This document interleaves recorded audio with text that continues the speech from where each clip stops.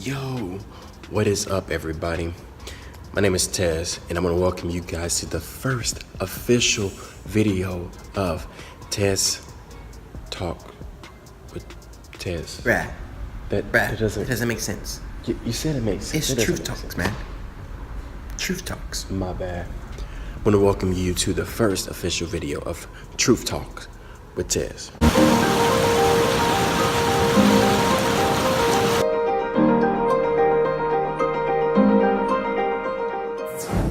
I'm extremely excited. Stop it. Just stop it, honey. Again, guys, I'm excited for two reasons. First off, look at this background. This is gorgeous. Oh, that gorgeous. Second, guys, I have subtitles. I got subtitles. They mess up my words sometimes, but that's still fire. Anyways, essentially what I'll be doing in these videos is sharing encouragement. What else will I be doing? Sharing biblical truth,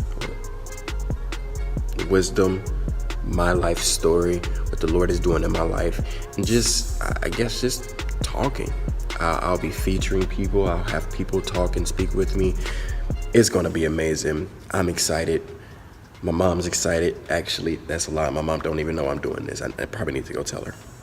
But in these first few episodes, I'm essentially going to be laying a foundation for what I'll be doing. First episode will be my testimony. Second episode, I haven't even got that far yet, so let me just stop at the first episode. I'm done. Anyways, again, guys, welcome to Truth Talks with Tez. What is up, everybody? Hey, again, my name is Tez, and I'm going to welcome you guys back to the Truth Talks with your man's Tez. I am, again, so excited. I said that in my intro video that I'm extremely excited. So, basically today, I just want to talk to you guys and share a little bit about who I am, what the Lord is calling me to do, and my testimony. It'll be mainly my testimony, so let's jump right into it. So yeah, man, born and raised in Indianapolis, Indiana. Shout out to Naptown 317 gang 46201 is my area code. Okay, anyway. So yeah, man, like I'm saying, born and raised in Naptown. And growing up here, man, I grew up in the hood. I grew up in the east side, near east side of Indianapolis. So, was not so much so around a lot of the violence that went on, but I was aware of a lot of the violence that went on in this specific neighborhood. So, growing up in the neighborhood, you know, I always had a desire to really get out, honestly. I didn't like it over here. I didn't. But, you know, I'm young. What can I do? Run away? Like, you know, that's not going to work. So, man, grew up, household. My mom and my dad has been married, I think for 18 years now, if I'm not mistaken. So shouts out to them.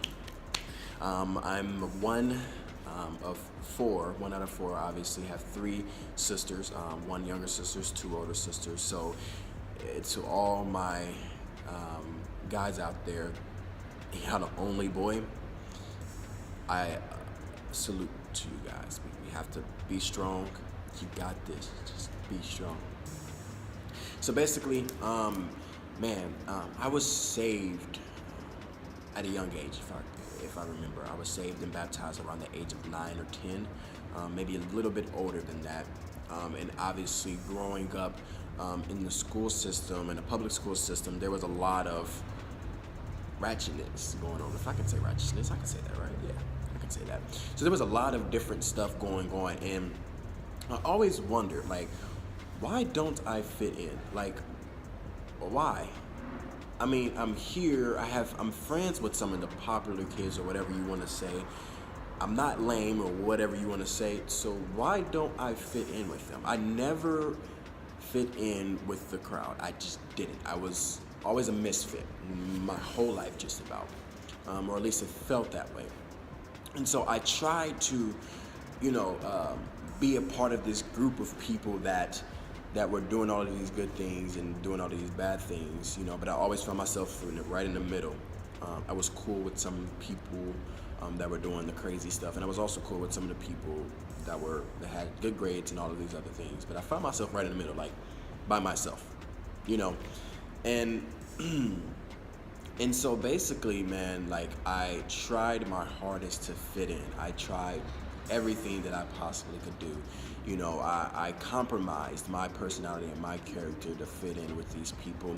You know, I just saw, man, they're awesome, they're cool, they get the girls, they got new shoes and all this other type of stuff. So I wanted all of that stuff. I did. So I tried everything that I possibly could to basically get those things, and it was a fail. So moving on into middle school, the same exact thing. I don't really remember a lot of my middle school years. I don't, which is weird, but I just don't. But in high school was when it really became evident to me. So around high school, I began to get a tug from the Lord. Began to get a call into ministry. Like I just felt called into ministry, and I knew simply because I will always find myself encouraging others, helping others, and giving others advice. You know, even when sometimes like I couldn't encourage myself, I will always find myself helping others. I had just a good sense of speaking. I always had a way with words, basically. You know, and I just found myself always encouraging someone else. So I think it was my sophomore year, if I'm not mistaken, that I went to a school here in Indianapolis called IndyMet, Indianapolis Metropolitan High School. And it's on the west side, and that was one of the most dangerous schools I've ever went to. Like, honestly, I was threatened by violence. It was marked by violence, honestly. It was. Every day we would ride the public transportation systems right downtown in the heart of Indianapolis. And there would be fights pretty much all the time. I got prompted. I got asked, hey, you trying to bump? I'm like, bruh, no, like, come on, bruh. So around that time, I had two extremely close friends. We were so close, we called each other cousins.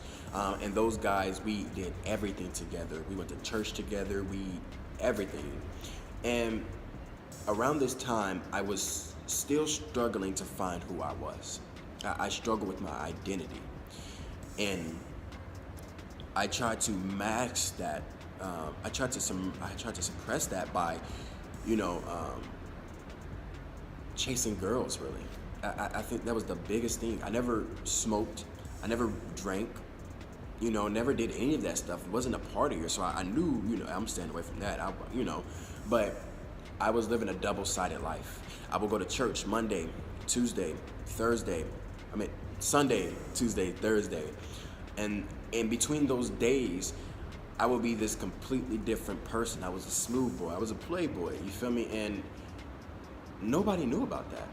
Nobody did. And it's because I struggled with my identity. I really did. And so my senior year, I transferred to two different schools. I transferred from IndyMet to another school called Nexus Academy, where it was super different. It was extremely different. It was an online school, and basically we just did all of our work online, and I was failing miserably. Like, my grades were just horrible. And so 2 to 3 weeks, maybe a month out before I walked and graduated, I was prompted with the thought of going to an adult school. Stumbling on my words there, right? Whoa. So I was prompted by my uncle to go to this adult school. I'm like, bruh, I'm 17 years old. What do I look like going to school with 40-year-olds and stuff like that? Needless to say, I went. I went. And it was the best. When I tell you, one of the best decisions I've made in my life, that really catapulted my faith, who I am today, my future. It did. So making that move, just stepped out on faith, honestly. Like, I didn't know but I just know I wanted to do better. So, went there, man, and I met one of my best friends, still to this day, Dwayne. And at this time, my boy had just given his life over to Christ. And we met basically because we were talking about Christian rap. That's when Christian rap had just, was just like becoming really popular. And so him and I were having discussions about Christian rap, and we end up sharing some Christian rap with this guy that was like, man, that's lame, and we really just connected. And so my guy, he invited me to Crew. And if you don't know Crew, there's college Crew, and then there's like inner city high school Crew, basically. And since I was in high school, obviously I went to the high school crew, and basically it's designed to equip students